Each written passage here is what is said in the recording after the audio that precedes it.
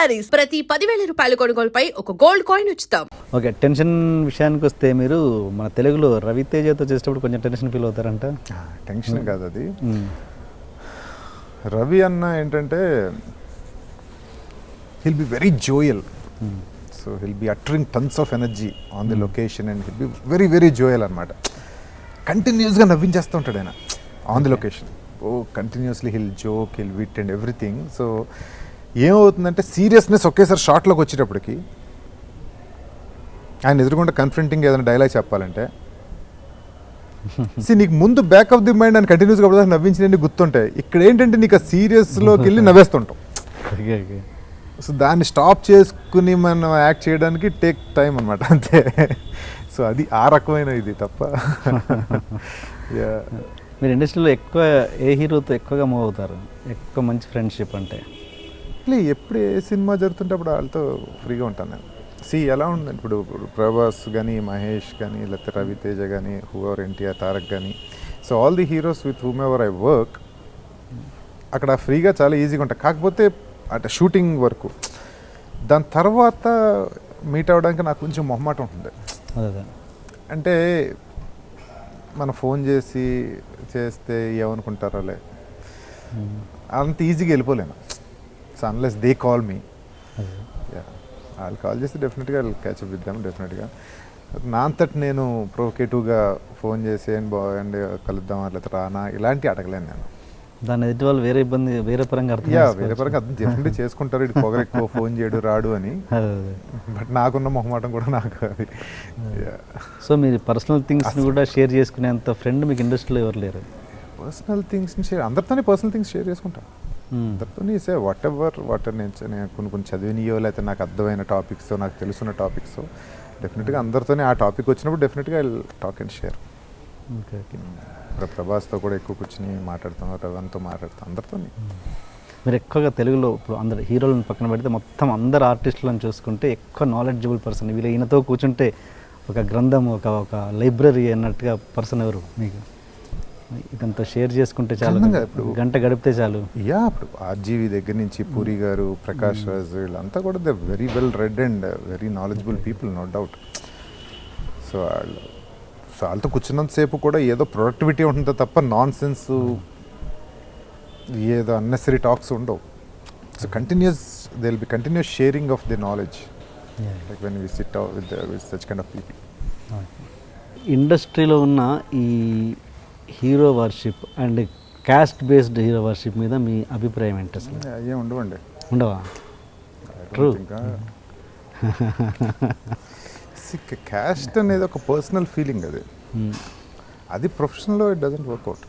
Profession గురించి బయట జనాలకి బయట ఎలాగ ఉంటుంది అది ఇండస్ట్రీలోనే కాదు, ఎక్కడైనా ఉంటుంది అది. మరి ఇక్కడ కాదు, హయ్యర్ ప్రొఫెషనల్ ప్లేసెస్కి వెళ్ళిన ఉంటుంది, యూఎస్ వెళ్ళిన ఉంటుంది, అన్ని కంట్రీస్లో ఉంటుంది, అది ఎలాగ ఉంటుంది అది.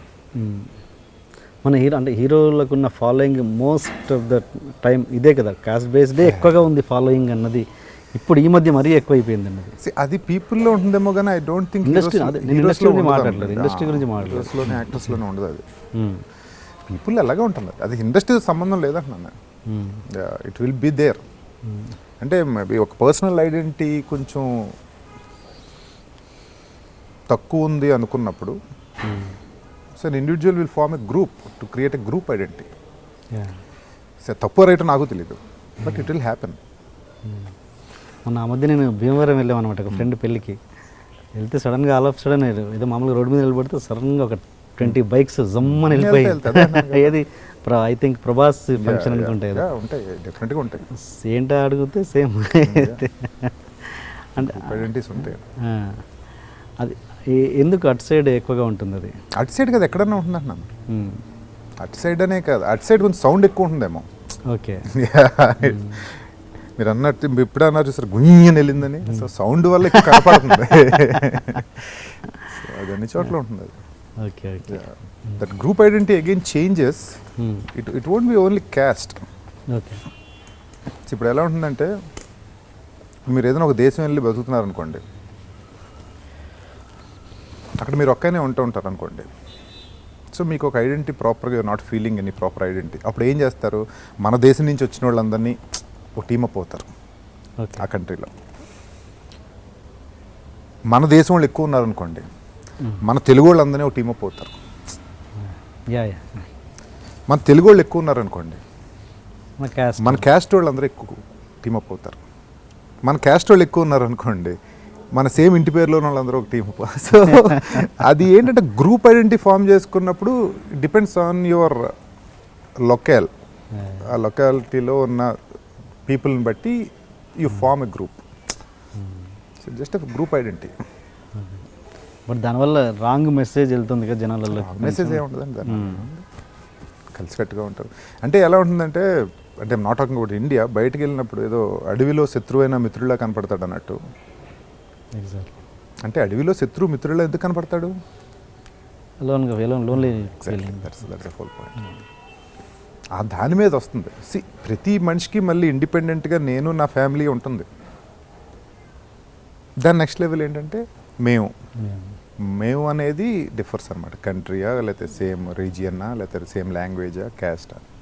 ఓకే. ఇది లక్షలు మీరు ఎక్కడో చెప్పినట్టు గుర్తు నాకు. మీరు పెయిడ్ కమర్షియల్స్కి మీరు అగేనిస్ట్ అని. పెయిడ్ కమర్షియల్స్ అంటే మీరు సపోజ్ ఏ బట్టల షాప్ ఓపెనింగ్ సంథింగ్ అంటే అలా వెళ్ళి అదే అంటున్నాను కదా, మై ప్లెజర్ ఆఫ్ వర్కింగ్లోకి రాదు అది. ఓకే.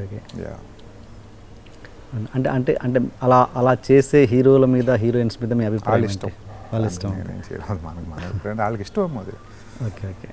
అంటే నువ్వు ఏదైనా చేసేటప్పుడు అది నీకు పెయిన్ క్రియేట్ చేస్తుంటే అది చేయడంలో సెన్స్ లేదని నా feeling. So for how much ever you getting the money out of it, నేనైతే చేయలేను అలా. మేబీ ఒక ఫ్రెండ్స్ ప్లేస్ ఏదో ఓపెన్ అవుతుంది, ఆ ఫ్రెండ్ రమ్మన్నాడు, fine I'll go. Commercially I can't. ఇప్పుడు మీరు సినిమాలో యాక్ట్ చేస్తుంది డబ్బు అంటే కమర్షియల్ కాదు కదా, అదే కదా, that's what my first point. నా ప్లెజర్ వచ్చింది నేను వర్క్ చేస్తాను. ఇప్పుడు సపోజ్ నేను ఏదైనా క్యారెక్టర్ మీకు ఆఫర్ చేస్తే కొంచెం డబ్బు తక్కువ ఇచ్చినా మీరు చేస్తాను? డెఫినెట్గా. అయ్యో డజంట్ మ్యాటర్ ఫర్ మీ. చాలా చేశాను నేను, అవి డబ్బు లేకుండా కూడా చేసిన చాలా ఉంది, తక్కువ ఎక్కువ కాదు. బట్ ఇది ఈ టాపిక్ బయటకు వెళ్తే జనాలు కావాలని తక్కువ ఇచ్చిన వాళ్ళు కూడా ఉంటారు. చేయనండి, అదే అంటున్నాను. నువ్వు అప్పుడు అగైన్ నా చాయిస్ ఒకటి ఉంటుంది కదా. Okay. If the character really articulates me, definitely I do that. Okay. And చాలా most interesting thing and important thing of you అంటే ఏంటంటే, సుబ్బరాజు గారు పెళ్ళి ఎందుకు చేసుకోలేదు ఇంకా? అంటే ఇది మీరు చాలా విషయాలు చెప్పారు, బట్ మన ఇంటర్వ్యూలో కొంచెం ఇంకా ఓపెన్ అప్ అవుతారని ఆశిస్తున్నాను. ఒకటి ఇట్స్ అగైన్ వెరీ